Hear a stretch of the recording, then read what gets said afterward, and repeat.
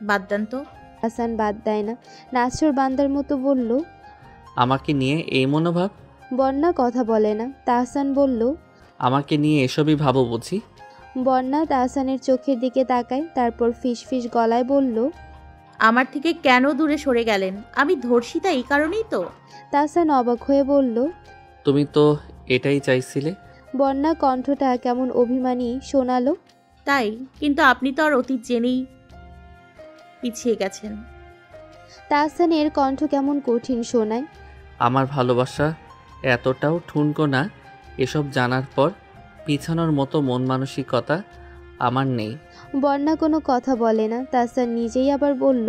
তুমি কাছে আসতে নিষেধ করেছো বলেই আমি কাছে আসিনি, আর এটার জন্য ভাবতে হবে না তোমার কালো অতীত জেনেই কাছে আসছি না।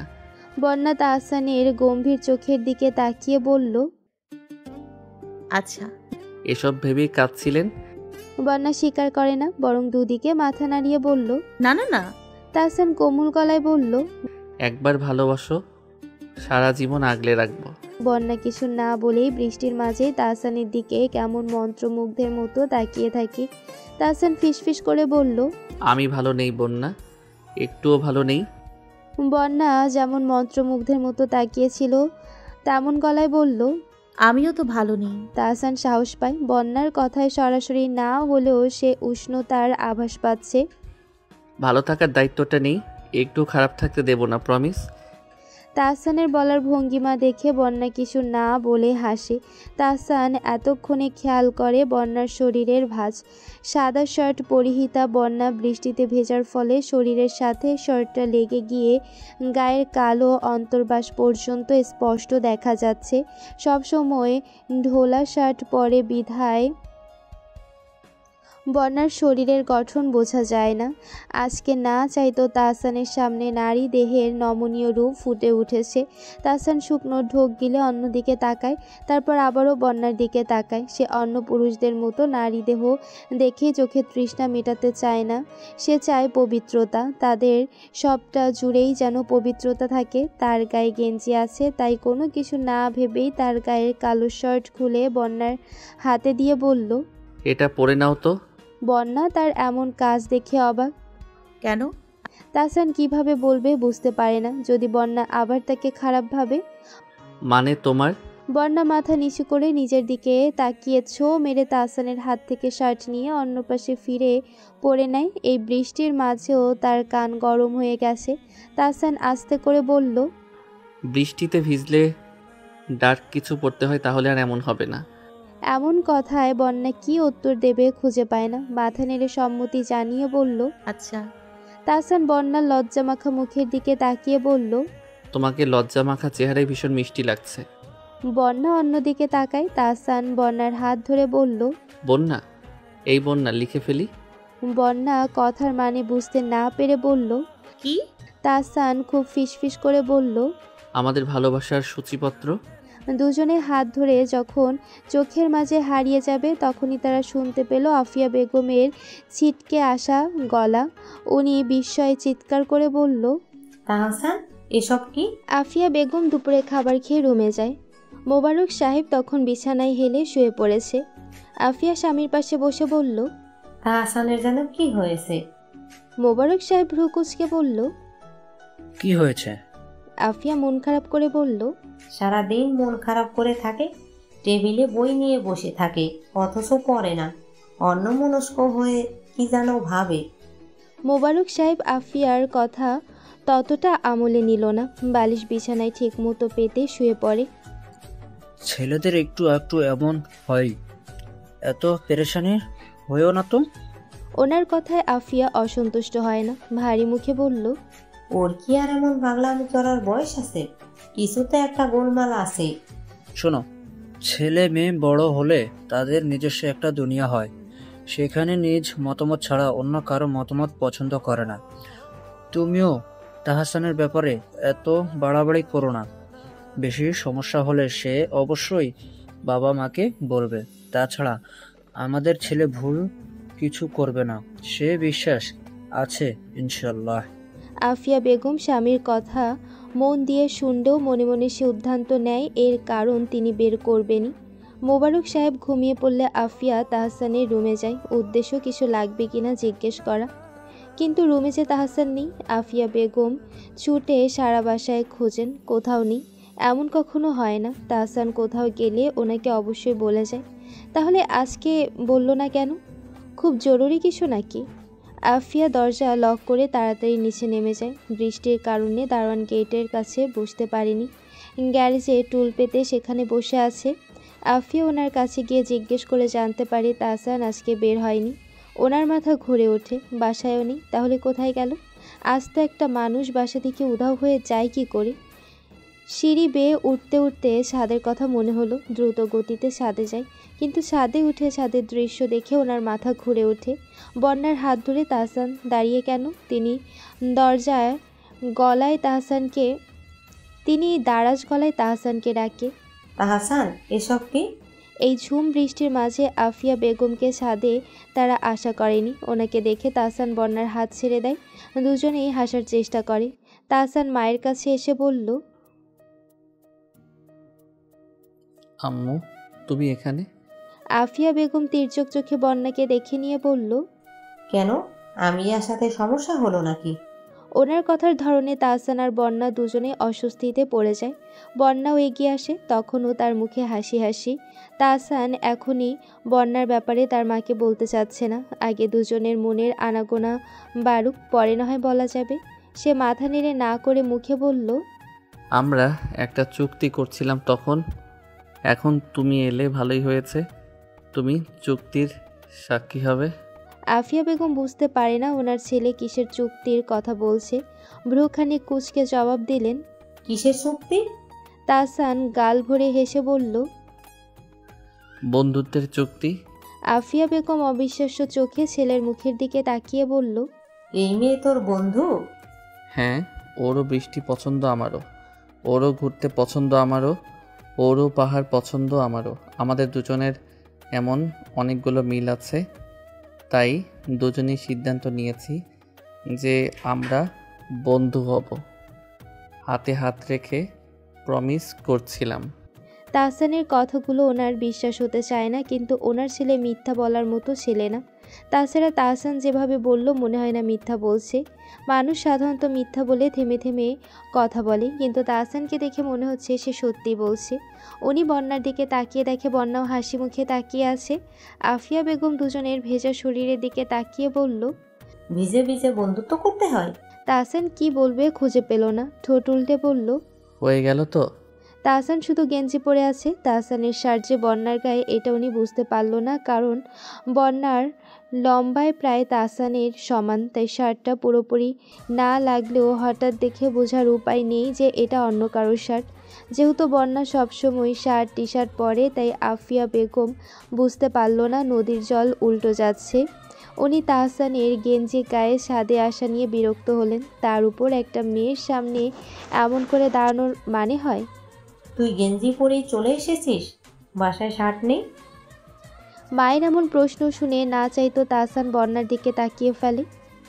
বৃষ্টিতে ভিজবো বলেই এভাবে এসেছিলাম। আচ্ছা, অনেক ভিজেছিস, বাসায় চল, আজকে নির্ঘাত জ্বর আসবে। তারপর বন্যার দিকে তাকিয়ে বলল, তাহিয়া তো তোমার কাছে ছাড়া অন্য কারো কাছে পড়তে চাইছে না, যদি সম্ভব হয় পড়াতে এসো। বন্যা আলতো হেসে বলল। দেখি আন্টি। তারপর আফিয়া বেগম তাহসানকে নিয়ে নিচে নেমে যায়। নামার আগে অবশ্য তাহসান ফোন করার জন্য ইশারা দেয়, আর বন্যাকে অবাক করে দিয়ে টুক করে বাম চোখটা টিপে দেয়। তাহসান চলে যাবার পরেও বন্যা ঠায় দাঁড়িয়ে থাকে। তাহসান বেশ পাগলামি করছে। এই যে একটু আগে চোখ মেরে বন্যার বুকে শীতল বাতাস বয়ে দিয়ে গেল, গায়ের শার্টটা যেন সারা শরীরে সুরসুরি দিচ্ছে। বন্যা কেঁপে কেঁপে ওঠে, হাত দিয়ে খামচে ধরে শার্টের কোনা। দ্রুত পায়ে বাসার দিকে ছুটে এই শার্ট না খোলা অবধি নিস্তার পাবে না। আফিয়া বেগম বাসায় এসে রুমে যায়। মোবারক সাহেব তখন জেগে গেছে। আফিয়া বেগমকে দেখে বলল, কি ব্যাপার, কই গিয়েছিলে? এত ডাকলাম, কোনো সাড়া নেই। আফিয়ার মুখ অন্ধকার করে বলল, ছাদে গিয়েছিলাম। মোবারক সাহেব উঠে বসে। এই বৃষ্টির মাঝে ছাদে? তোমার ছেলে গিয়েছিল, তাই গিয়েছিলাম। ওহ তাহসান, ছেলে মানুষ, ভিজতে ইচ্ছে হয়েছে হয়তো। আফিয়া বেগম অভিযোগের সুরে বলল, ভিজতে গিয়েছে আর বন্ধুত্বও করেছে। মোবারক সাহেব স্ত্রীর কথা বুঝতে পারলেন না।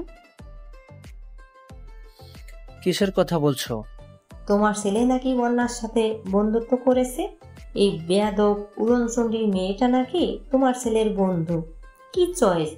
মোবারক সাহেব স্ত্রীর ভাবভঙ্গিমা দেখে বললেন, যাই বলো না কেন, বন্যা কিন্তু অতটাও খারাপ মেয়ে না।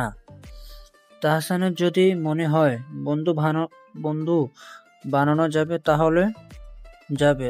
আর আমার ছেলে বিচক্ষণ। আফিয়া স্বামীর কথায় সায় পায় না, মন খারাপ করে চিহ্নিত গলায় বলল, ওরা যদি প্রেম করে ফেলে তো? আমার কিন্তু একটাই ছেলে, কত শখ আহ্লাদ আছে। মোবারক সাহেব স্ত্রীর চিহ্নিত মুখের দিকে তাকিয়ে হেসে ফেলল। প্রেম করলে করবে। আফিয়া ক্ষেপে যায়, চিবিয়ে চিবিয়ে বলল, অসম্ভব। বন্যার সাথে আমার ছেলের এসব হতে দেয়া যাবে না। তুমি জানো না বন্যার কাহিনী? অতীত ভুলে গেছো? মোবারক সাহেব কিছু বললেন না, চিহ্নিত চোখে বাহিরের দিকে তাকায়। রাতে তাহসানের গা কাঁপিয়ে জ্বর আসে। জ্বরের মাঝে এই বন্যার কাছে যেতে ইচ্ছে করছে। মানুষ অসুস্থ হলে তার প্রিয় মানুষের সান্নিধ্য চায়, আর তাহসানও এই মুহূর্তে বন্যার সান্নিধ্য চাইছে। সে কাঁথা গায়ে দিয়ে বন্যার নাম্বারে ফোন দেয়। কয়েকবার রিং হওয়ার পরে বন্যা ফোন রিসিভ করে। তাহসানের গলার স্বর জড়ানো। বন্যা? বন্যা তখন তাহসানের শার্টটা হাতে নিয়ে বিছানায় বসে আছে। শার্টটা তার হাতে থাকার কারণে কিনা মনে হচ্ছে ঘরটা তাহসানের সুবাসে ভরে আছে। আরও মনে হচ্ছে তাহসান এখানেই আছে। রাত তখন 10টা। তাহসানের ফোন দেখে রিসিভ করে। তাহসানের জড়ানো গলার স্বর শুনতে পায়। আজকে তাহসানের গলায় তার নামটা শ্রুতিমধুর লাগছে। আস্তে করে বলল, শুনছি। তাহসান বাচ্চাদের মতো করে বলল, আমার খুব জ্বর।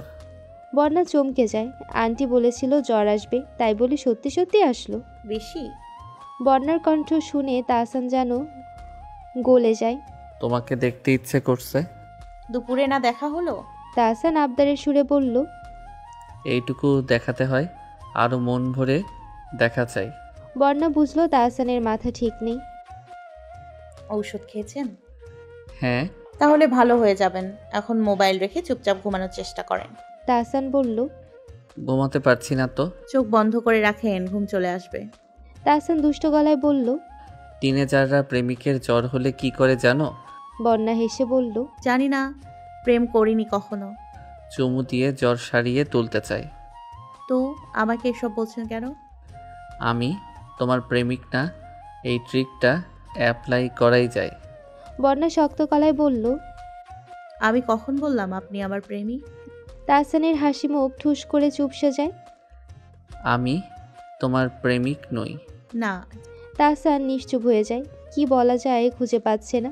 মেয়েটা কেন বুঝে না? বুকে হাজারো আগুনের শিখা লক লক করে জ্বলছে।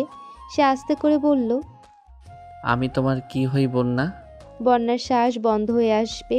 ছেলেটার কণ্ঠ আজকে এত ভালো লাগছে কেন? মনে হচ্ছে কথাগুলো তার কানে না, বুকে দিম দিম করে লাগছে। তাহসানের এমন প্রশ্নে কি উত্তর দেওয়া যায় বুঝতে পারে না। ভেবেচিন্তে বলল, জানি না। তুমি আমার কি হও জানো? বন্যা শুনতে চায় সে তাহসানের কি, তাই তো বলল, কি? আমার ভবিষ্যৎ বউ। বন্যা চুপ করে থাকে। এই ছেলেটা নির্ঘাত পাগল হয়ে গেছে। আপনি পাগল হয়ে গেছেন। তাহসান শব্দ করে হেসে বলল। হ্যাঁ, কিন্তু তুমি সেটা বুঝতে চাইছো না। বন্যার মুখে লাজুক হাসি ফুটে ওঠে। মুখে বলল, রাখছি, ঘুমান। তাহসান বলল, শোনো, কি? একবার বলো শুনে বুকের তৃষ্ণা মেটাই। বন্যা তাহসানের কথা না বুঝে বলল, কি বলবো? তাহসান ফিসফিস করে বলল। ভালোবাসি। বন্যা তাহসানের মুঠোয় ফিসফিস করে বলল। না না তাহসান আবদার করে বলল, একবার প্লিজ। না না না। আমি বলি তুমি শোনো। বন্যা নিশ্চুপ হয়ে থাকে। সে শুনতে চায়। নিজের বলতে সংকোচ হলেও তাহসানের মুখে এমন বাক্য শুনতে নিশ্চয়ই খারাপ লাগবে না। তাহসান ফিসফিস করে বলল, ভালোবাসি লক্ষ্মীটা। বন্যা ভালো হয়ে যাবে বললেও তাহসানের জ্বর ভালো হলো না। টানা 2 দিন জ্বরে ভুগে তারপর ভালো হলো। এই জ্বর তাকে যতটা না কষ্ট দিয়েছে এর চেয়ে বেশি কষ্ট দিয়েছে বন্যা। মেয়েটা সেদিন রাতের পর থেকে ফোন অফ করে রেখেছে। তার উপর সে যা বাসা থেকে বেরোবে তারও উপায় নেই। আফিয়া বেগম সারাক্ষণ খেয়াল রাখছেন। সে যে বড় হয়ে গেছে এটা তার মা বুঝতে চায় না। তার মা বলে কথা না, সব বাবা মায়ের কাছেই সন্তান সবসময় ছোটই থাকে, কিন্তু বন্যার সাথে যোগাযোগ তো করতেই হবে। তাহসান বিরক্তিতে ফ্লোরে থুতু দেয়, মুখ কুঁচকে অন্যদিকে তাকিয়ে থাকে। মেয়েটা কতটা নিষ্ঠুর, জানে জ্বরে পড়ে আছে তারপরও ফোন দিচ্ছে না। ভালোবাসে এটা জানে বলেই কি এত কষ্ট দিচ্ছে? আসলে খুব বেশি ভালোবাসলে কখনো প্রকাশ করতে নেই। আফিয়া বেগমের মুরগির স্যুপ নিয়ে রুমে আসে। ফ্লোরে পিচ্ছিল কিছুতে পা পড়াতে ওনার গা ঘিনঘিন করে ওঠে। খেয়াল করে দেখে থুতু ফালানোর জন্য ঝুড়ি আছে, বাথরুম আছে, বারান্দা আছে, কিন্তু সব উপায় একপাশে রেখে এমন বিশ্রী কাজটা কি করে করলো? উনি ওনার ছেলে মেয়েকে এমন অভদ্রতা শেখায়নি। তাহসান মায়ের অভিব্যক্তি দেখেই বুঝে যায় কাহিনী। আফিয়া বেগম তাহসানের বিছানায় বসে বলল, ফ্লোর কি থুতু ফালানোর জায়গা? তাহসান ভাবলেশীনভাবে তাকিয়ে আছে। আফিয়া বেগম ফের বলল, আগে তো এমন ছিলি না, এখন এত অধপতন হয়েছে কেন? এই অভদ্র বন্যা ফন্যার সাথে ঘুরলে তো এমন অধপতন হবে। বন্যার প্রসঙ্গ আসাতে তাহসানের কপালে ভাঁজ পড়ে। এখানে বন্যা আসলো কেন? ওর সাথে থেকেই তো তোর এই হাল। সব সময় ওকে টানবে না। আফিয়া ছেলের মুখের দিকে তাকিয়ে আর কথা বাড়ায় না। স্যুপের বাটি সামনে ধরে বলল, আচ্ছা এখন নে, তাড়াতাড়ি খেয়ে ফেল। স্যুপ দেখে তাহসান অভক্তি সুরে বলল, এই স্যুপ টুপ খেতে পারবো না, এসব রোগীদের খাবার। আমাকে কেন দিচ্ছ? আমি কি রোগী নাকি? ছেলের কথা শুনে আফিয়া বেগম অবাক হয়ে বলল, তুই কি রোগী না? খা খা। তাহসান মায়ের কথার বিরোধ করে বলল, আমি মোটেই রোগী না, পুরো ঠিক আছি। এখন বের হব। আফিয়া রাগে চোখে তাকিয়ে কৃতিত্বের সুরে বলল, রাত 10টায় আর বের হতে হবে না, এখন ঘুমা। বিরক্ত লাগলেও তাহসান স্যুপটা শেষ করে। রাত 12টা বাজলেও তাহসানের ঘুম আসে না। ছটফট করে বিছানার এপাশ ওপাশ করে। বন্যার ফোন বন্ধ জেনেও আবারও চেষ্টা করে, কিন্তু বরাবরের মতো হতাশ হয়ে বালিশের পাশে মোবাইলটা রেখে দেয়। বন্যা বারান্দায় দাঁড়িয়ে আছে। তাহসান যে তার ফোন কলের অপেক্ষায় আছে সে জানে, তারপরও ইচ্ছাকৃতভাবেই ফোন বন্ধ করে রেখেছে। তার মনের মাঝে যে টানা পোড়েনের তার সমাধান না হওয়া অবধি সে তাহসানের প্রেমের মিষ্টি আলিঙ্গনে সাড়া দিতে পারছে না। তার মন বলছে, তাহসানের কাছে তুই স্বচ্ছ, এত দ্বিধা কিসের?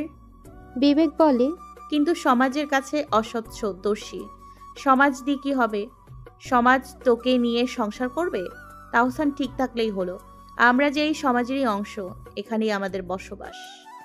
পরবর্তীতে তাহসানের কষ্টের কারণ হতে চাই না। তাহলে এখনই তাহসানকে সব খুলে বলবো। সব শোনার পরে যদি সে এগিয়ে আসতে চায় তাহলে সমস্যা কি? বন্যার বিবেক দোনামোনা করে বলল, এখনই বলবো? হ্যাঁ, রাত 3টা বাজে। মনটা হিসিস করে হাসে। ফোন দিয়ে দেখ তোর আশিক এখনো জেগে আছে। বন্যা জোরে শ্বাস নেয়। এই 2 দিন এই কথাগুলো মন আর বিবেকের মাঝে রীতিমতো ঝগড়া করছে। বন্যা সিদ্ধান্ত নেয় সে ফোন দেবে। টেবিলের ড্রয়ার থেকে ফোনটা এনে অন করে, তারপর তাহসানের নাম্বারে ফোন দেয়। তাহসান তখন বই পড়ছিল। কোনোভাবেই যখন ঘুম আসছিল না তখন ভাবলো সময়টাকে কাজে লাগাই। সেই ভেবেই বই পড়া। বালিশের পাশে অবহেলায় পড়ে থাকা ফোনটা যখন আচমকা চিৎকার করে ওঠে, তাহসান চমকে যায়। হাতে নিয়ে বন্যার ফোন দেখে একাকাশ হাসি সারা মুখ জুড়ে ভর করে। রিসিভ করে খানিক রাগে সুরে বলল, এই মেয়ে, ফাইজলামি পেয়েছো নাকি? এমন করে কেউ উধাও হয়ে যায়? বন্যার মন আনন্দে উল্লাস করে বলল, বলেছিলাম না জেগে আছে। বন্যা আস্তে করে এই প্রসঙ্গ এড়িয়ে যায়। মিহি গলায় বলল, আপনার সাথে কিছু কথা আছে। তাহসান মনোযোগী হয়ে বলল, বলো। বন্যা জোরে শ্বাস ফেলে নেয়। চোখ বন্ধ করে নিজের সবচেয়ে খারাপ মুহূর্তটা আরেকজনের কাছে বলতে প্রস্তুত হয়। আমার অতীত নিয়ে বলতে চাইছি। তাহসান কিছুক্ষণ কোনো কথা বলে না, তারপর বলল, বন্যা, আমি এসব শুনতে চাই না। তোমার অতীত যেমনই হোক, আমার সমস্যা নেই। বন্যা বলল, আমার সমস্যা আছে। আমি সবকিছু বিস্তারিত না বললে আপনার প্রস্তাবে রাজি হতে পারছি না। তাহসান মাথা নেড়ে বলল। বলা কি খুব জরুরি? হ্যাঁ। তাহসান নিঃশব্দে শ্বাস ফেলে বলল। সরাসরি বলো, ছাদে আসো। বন্যা তড়িঘড়ি করে বলল। সরাসরি বলতে পারবো না, ফোনেই বলবো। তাহসান বন্যার অস্বস্তির কারণ বুঝতে পারে। সে বলল, আচ্ছা বলো। আমি তখন মাত্র 5-এ পরীক্ষা দিয়েছিলাম। এই বাসায় থাকতাম। ছোট গুলুমলু একটা মেয়ে ছিলাম। ওইটুকুন বয়সেই কোমর ছাপানো লম্বা চুল সবাইকে বিমোহিত করত। দেখতে এতটা মিষ্টি ছিলাম যে আমাকে সবাই আদর করত। বাবা আম্মাও এই ব্যাপারটা স্বাভাবিকভাবেই নিত। কিন্তু একদিন সকালে আমি সামনের দোকান থেকে চিপস কিনতে গিয়েছিলাম। আব্বার সাথে এক আঙ্কেল চাকরি করতো, তো উনি মাঝে মাঝে আমাদের বাসায় আসতো। আমাকে এটা সেটা কিনে দিত। চিপস কিনে বাসায় আসার পথে উনি আমাকে ওনার বাসায় যেতে বলে। ওনার বাসায় নাকি আব্বা আম্মা গিয়েছে। ছোট ছিলাম, এত কিছু যাচাই না করেই ওনার সাথে ওনার বাসায় যাই। গিয়ে দেখি ওনার বাসায় কেউ নেই, খালি বাসায় আমরা দুজন। আমি আব্বা আম্মাকে খুঁজলে উনি আমার মুখ চেপে ধরে।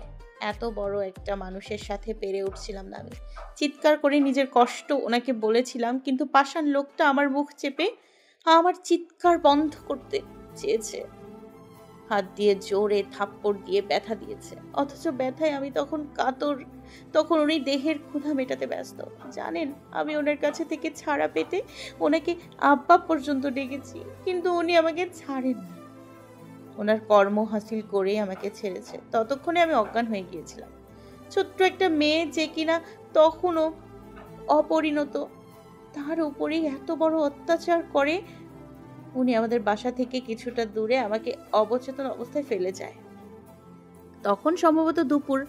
আমাকে ওভাবে রাস্তায় পড়ে থাকতে দেখে লোকজন আসে। আমার অবস্থা দেখে ওনাদের বুঝতে অসুবিধা হয় না ঘটনা কি।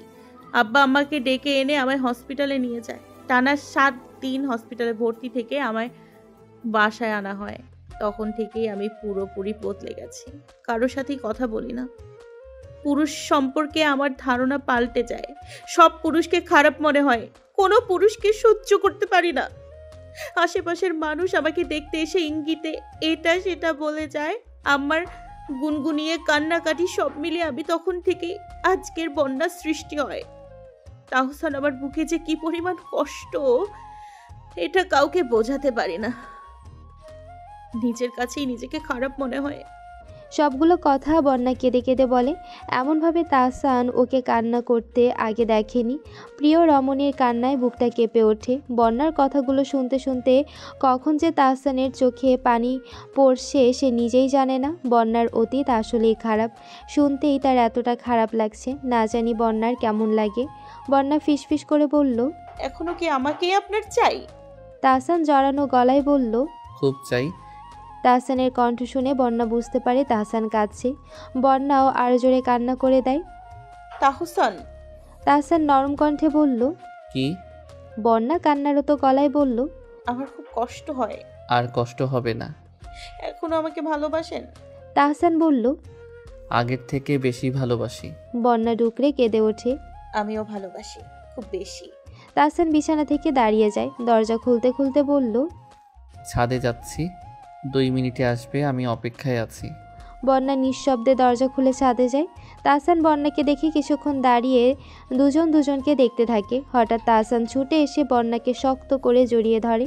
বন্যা তখনও কাঁদছে। তাহসান ফিসফিস করে বলল, এই তখন কি বলেছিলে আবার বলো না প্লিজ।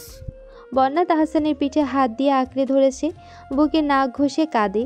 সেদিন এমন ইচ্ছেই হচ্ছিল, আজকে পূরণ হয়ে গেল। তাহসানের কথা শুনে সে ভীষণ আদুরে গলায় বলল, খুব খুব বেশি ভালোবাসি। তাহসান আরো শক্ত করে জড়িয়ে ধরে বলল, কোথায় রাখি তোমাকে? বুকের ভেতরে নিয়ে যেতে পারলে বোধহয় শান্তি হতো।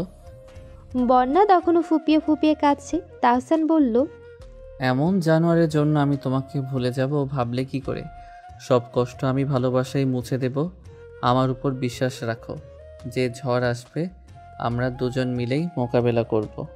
তাহসান বন্যাকে সোজা করে দাঁড় করিয়ে চোখের পানি মুছে দেয়, কপালে ঠোঁট ছুঁয়ে ভালোবাসার প্রথম পরশ দেয়, তারপর বন্যাকে ছেড়ে দেয়। বন্যা লজ্জা পাচ্ছে। তাহসান হেসে বলল, তোমাকে লজ্জা পেতে দেখলে দারুণ লাগে।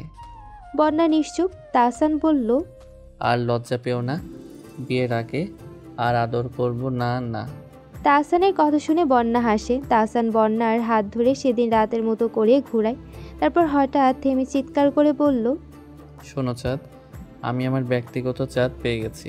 তারপর বন্যার দিকে তাকিয়ে বলল, ভালোবাসি লক্ষ্মীটি। বন্যা কান্না ভুলে খিলখিল করে হাসে। তাহসানের মতো গলা ছেড়ে বলল, ভালোবাসি আমার রাজকুমার।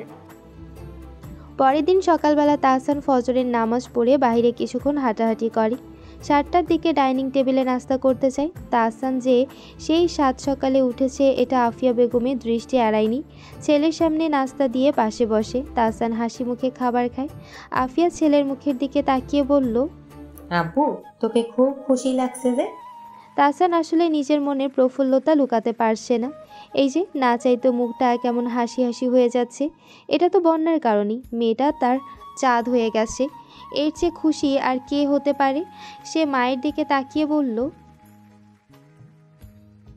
জ্বর ভালো হয়ে গেছে, তাই মনটা বেশ ফুরফুরে লাগছে। আফিয়া হেসে ছেলের মাথায় হাত বুলায়। সব সময় এমন হাসি খুশি থাকবি, তোকে এমন দেখতেই আমার ভালো লাগে।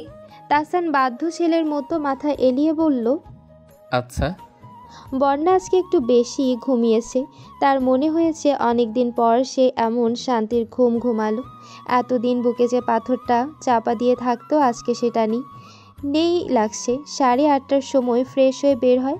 রেনু বেগম তখন রান্নায় ব্যস্ত। বন্যা রান্নাঘরে গিয়ে তার আম্মাকে পেছন থেকে জড়িয়ে ধরে। রেনু বেগম চমকে যায়। পেছন ফিরে বন্যার হাসি মুখটা দেখে মনে শান্তি পায়। হাতের কাজ রেখে বন্যার বক্কার চুল গুছিয়ে দিয়ে বলল, কি ব্যাপার? বন্যা তার মিষ্টি হাসিটা তার আম্মাকে উপহার দিয়ে বলল। ভালো আছো আম্মা? রেনু বেগম মাথা নেড়ে বলল, ভালো। এত আহ্লাদ করা হচ্ছে কেন? বন্যা রাতের স্মৃতি রোমহর্ণ করে মুচকি হাসে। মিষ্টি দেখতে রাজকুমারটা যখন একান্ত তার, তখন তো তাকেই এসব আহ্লাদ করা মানায়। মায়ের হাত থেকে কাঠি নিয়ে তরকারি নেড়ে বলল, এমনি। আচ্ছা যা, টেবিলে নাস্তা দেয়, খেয়ে নে। আব্বা কোথায় আম্মা? কয়টা বাজে খেয়াল আছে? কখনই অফিসে চলে গেছে। আজকে রাস্তাঘাটে যা জ্যাম, আগে আগে না বের হলে দেরি হবার ভয় থাকে। বন্যা চুপচাপ নাস্তা সেরে ভার্সিটির উদ্দেশ্যে বেরিয়ে যায়। 4 তলার বারান্দা থেকে তাহসান মুচকি হাসে। জিন্স আর ঢোলা শার্ট গায়ে বন্যা পিছু ফিরে তাকায়। তাহসান হাত নেড়ে বিদায় জানায়। বন্যা প্রতি উত্তরে মুচকি হেসে মাথা নাড়ায়। এই যান্ত্রিক কোলাহলের শহরে সবাই যখন প্রাত্যহিক ঝঞ্ঝাটময় কাজকর্মে ব্যস্ত, দুজন মানুষ খুব গোপনে তাদের ভালোবাসার দিন উদযাপন করে নেয়। সারাদিন চাতক পাখির মতো তাহসান অপেক্ষা করে কখন বিকেল হবে। যখন বিকেল হলো তখন মোবাইল হাতে নিয়ে বন্যাকে মেসেজ করে বেরিয়ে পড়ে। এই একদিনেই মনে হচ্ছে বন্যা তাহসানের কলিজা হয়ে গেছে। সারাটাক্ষণ একসাথে থাকতে ইচ্ছে করে। আচ্ছা, সবারই কেমন হয়? প্রেমে পড়লেই কি এমন পাগলাটি ইচ্ছে মাথায় ভর করে?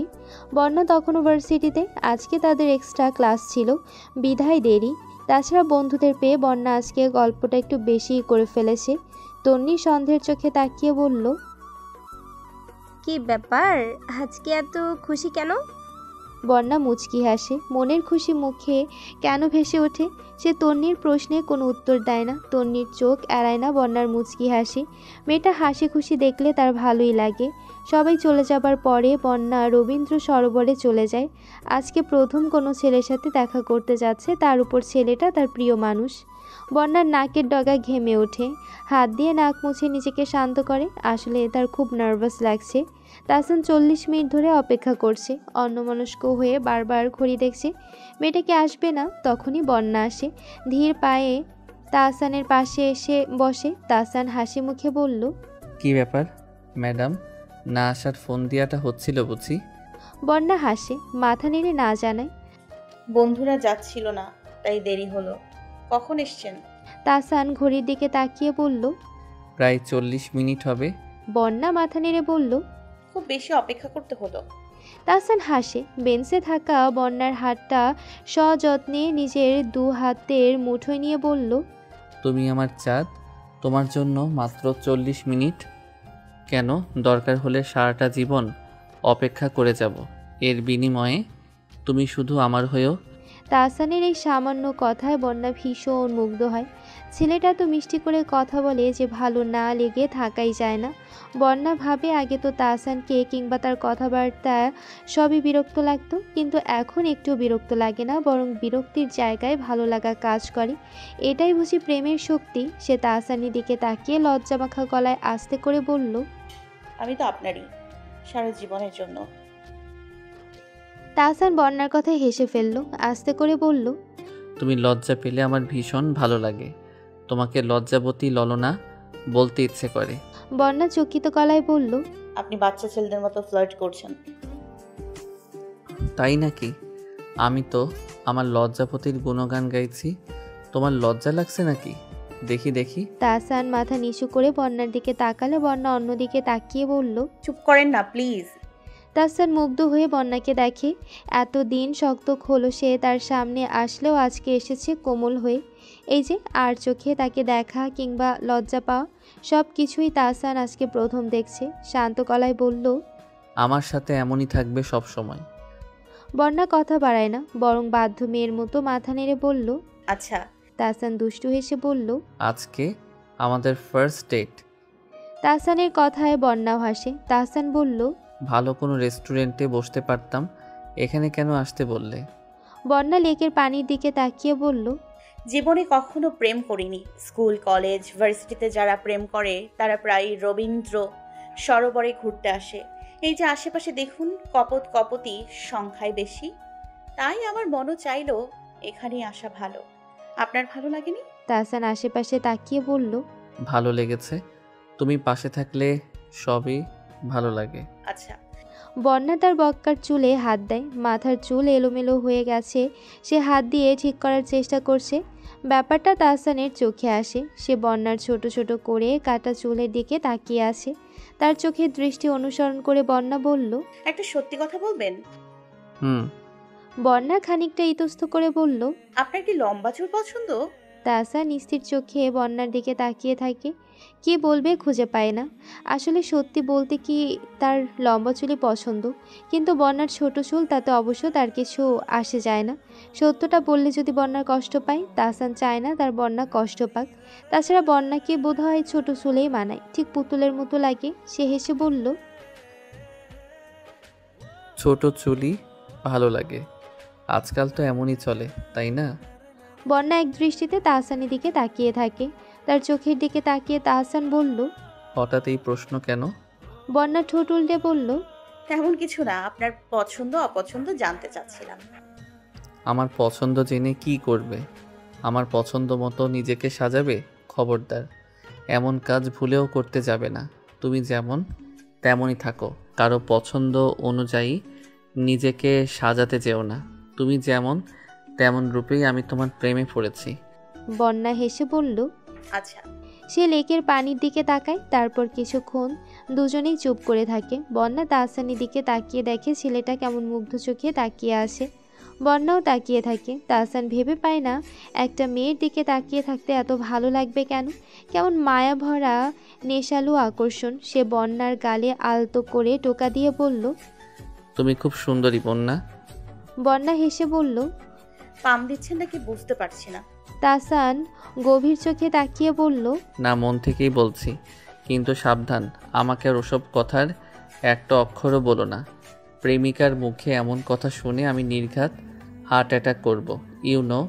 তোমার ব্যাপারে আমার হার্ট খুবই দুর্বল। বন্যা বুঝতে না পেরে বলল, কোন কথা? তাহসান দুষ্টু হেসে বলল, শালা, আমি যে তোমার শালা হই এটা আর বলো না। প্রেমিকার মুখে জান মানায় শালা না, বুঝেছো? সন্ধ্যার পরে বন্যা আর তাহসান বাসায় আসে। দুজনে একই রিক্সা দিয়ে এসেছে। বন্যা সংকোচ করলেও তাহসান আশ্বাস দিয়েছে সন্ধ্যা হয়ে গেছে, কেউ দেখবে না। কিন্তু তার ধারণা ভুল প্রমাণিত করে 4 তলার বারান্দা থেকে আফিয়া বেগম ঠিকই দেখে নেয়। কথাই আছে না, যেখানে বাঘের ভয় সেখানেই সন্ধ্যা হয়। তাহসান বাসায় ঢোকার সাথে সাথে আফিয়া সামনে এসে দাঁড়ায়, কঠিন গলায় বলল। বন্যার সাথে এত মেলামেশার দরকার নেই। তাহসান শান্ত গলায় বলল। কেন? আফিয়া চোখের নজর এপাশ ওপাশ করে বলল। বন্যা ভালো মেয়ে না। কি করেছে ও? আফিয়া ইতস্ত করে ছেলের কাছে এসব বলা উচিত কিনা খানিক ভাবে, বললে যদি ছেলের মঙ্গল হয় তাহলে বলবে। উনি চোখ বন্ধ করে বলল। ধর্ষিতা ও। বন্যার সাথে এত চলাফেরা সমাজের মানুষ ভালো চোখে দেখবে না, তাই তুই আর ওই মেয়ের কাছেও যাবি না। আফিয়া বেগমের মুখে বন্যার বিমর্ষ অতীতের কথা শুনে তাহসান হতভম্ব হয়ে মায়ের মুখের পানে তাকিয়ে থাকে। শান্ত অথচ গম্ভীর স্বরে বলল। তাই নাকি? ছেলের কথার ধরন না বুঝে আফিয়া বুঝলেন ওনার ছেলে বুঝি এসব জানিই না, তাই সে আয়োজন করে বললেন। সে কি, তুই জানিস না? তাহসান কিছু না বলে মায়ের দিকে তাকিয়ে থাকে। আফিয়া বেগম বলেন। কি অবস্থা হয়েছিল মেয়েটার! আল্লাহ, তুই আর ওর সাথে মিশিস না তো, লোকে ভালো বলবে না। তাহসান তার মায়ের কথা মনোযোগ দিয়ে শোনে, তারপর শান্ত গলায় বলল। বন্যা ধর্ষিতা বলেই কি ওর সাথে চলতে মানা? আফিয়া বেগম বলল। লোকে খারাপ বলবে। লোকের বলা না বলায় কি আসে যায়? বন্যা কি আর ইচ্ছাকৃত ভাবে এমন অপবাদ মাথায় নিয়েছিল নাকি? ছেলের কথায় আফিয়া বেগম সন্তুষ্ট হলেন না, রাগী গলায় বলল। এত তর্ক কেন? বলেছি কথা বলবি না, তাই হবে। তাহসান মাথা নেড়ে বলল। একটা মেয়ে হয়ে আর একটা মেয়ের সম্বন্ধে এসব বলতে খারাপ লাগছে না? আফিয়া বেগমের গলা উঁচু হয়ে যায়। বেশি কথা বলছিস। তখনই মোবারক সাহেব রুম থেকে বেরিয়ে আসে। এতক্ষণ মা ছেলের কথাগুলো রুম থেকে শুনল, কথার ধারা পরিবর্তন হচ্ছে শুনে বেরিয়ে আসে। ওনাকে দেখে দুজনেই থেমে যায়। তাহসান চুপচাপ রুমে চলে যায়, আর আফিয়া বেগম তার যাওয়ার পানে রাগী চোখে তাকিয়ে থাকে। মোবারক সাহেব স্ত্রীর পাশে দাঁড়িয়ে বলল। ছেলে মেয়েদের এতটাও শাসন করা উচিত না, যতটা শাসন করলে তারা বিগড়ে যায়। স্বামীর কথা আফিয়া বেগমের পছন্দ হয় না। তুমি যা বোঝো না তা নিয়ে কথা বলো না। ছেলে মেয়ের দিকে কতটা খেয়াল রাখো তুমি। ওদের চাল চলন দেখে আমি সব বুঝি। ছেলে বড় হয়েছে, সেটাও তো বুঝতে হবে। সেটা বুঝেই তো ছেলেকে বুঝাতে চাচ্ছিলাম। মোবারক সাহেব হাসেন, সোফায় বসতে বসতে বললেন। এমন কর্কশ ভাষায় কারো নামে দুর্নাম করলে কি বোঝানো যাবে? বোঝাতে হবে ঠান্ডা মাথায়, শান্ত স্বরে। আফিয়া বেগম উতলা হয়ে ওঠে। উনি বন্যার পাশে নিজের ছেলেকে কল্পনাও করতে পারছেন না। এমন গুন্ডা টাইপ মেয়ে তো তার একমাত্র ছেলের বউ হবার কোনো যোগ্যতাই রাখে না। এত বুঝলে তুমি বুঝাচ্ছ না কেন? বোঝানোর সময় আসেনি তাই। কবে আসবে? যখন মাছ বড়শিতে আটকে যাবে তখন। মোবারক সাহেব ভাবলেশীনভাবে বলল। দেখা যাক, আমার ছেলের ওপর আস্থা আছে। আফিয়া রান্নাঘরের দিকে যেতে যেতে বলল। এত ছেলের প্রশংসা করো না, এই ছেলেই তোমার মুখ পুরাবে। সপ্তাহখানেক আফিয়া বেগম আর সন্ধ্যের কিছু দেখলেন না, কিন্তু এভাবে হাত গুটিয়ে বসে থাকলে চলবে কেন? বন্যা সুই হয়ে ঢুকে কুড়াল হয়ে বেরোতে কতক্ষণ? তাই আগে ভাগে পদক্ষেপ নেওয়া ভালো। কোনো বাবা মাই চাইবে না বন্যার মতো মেয়ে ছেলের বউ হিসেবে আসুক। সকালে বন্যা ভার্সিটিতে চলে যাওয়ার পরে আফিয়া বেগম বন্যাদের ফ্ল্যাটে যায়। রেনু বেগম ওনাকে দেখে খুব খুশি হয়। চুলায় চায়ের পানি বসিয়ে দুজনে গল্পে মেতে ওঠে। আজকে আফিয়া বেগমই কথা বেশি বলছেন। এক ফাঁকে সেই কথাটা উঠালেন, যেটার জন্য মূলত আজকে এখানে আসা। তা ভাবি, আপনারা কি চোখে দেখেন না কিছু? রেনু বেগম ওনার কথা শুনে অবাক হয়। কি দেখবো ভাবি? আফিয়া বেগম কায়দা করে বলল। আশেপাশে সমাজের অবস্থা দেখেন না? আজকাল মেয়েদের নিয়ে যা ভয়, রাস্তাঘাটে চলাফেরাও মুশকিল। কখন কোন কুকুর আক্রমণ করে ফেলে। আপনাদের বন্যা তো একবার বিপদের সম্মুখীন হয়ে ফিরে আসলো, এখন বড় হয়েছে, আবার কোনো দুর্ঘটনা ঘটার আগে বিয়ে দিয়ে ফেলেন। আমার মেয়েকে আমি ইন্টার পাস করিয়ে বিয়ে দিয়ে দেব। আমি ভাই কোনো রিস্ক নিতে রাজি না। মেয়ের অতীতটা সুখকর না, এটা রেনু বেগম নিজেও অবগত।